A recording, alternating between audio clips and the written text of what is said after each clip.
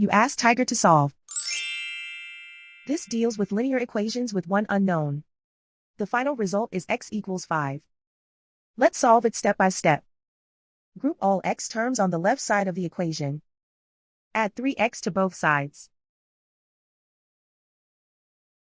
Group like terms. Simplify the arithmetic. Group like terms. Simplify the arithmetic. Group all constants on the right side of the equation. Add 12 to both sides. Simplify the arithmetic.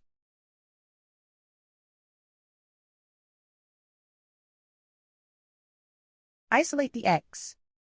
Divide both sides by 4. Simplify the fraction. Find the greatest common factor of the numerator and denominator. Factor out and cancel the greatest common factor. And so the final result is x equals 5.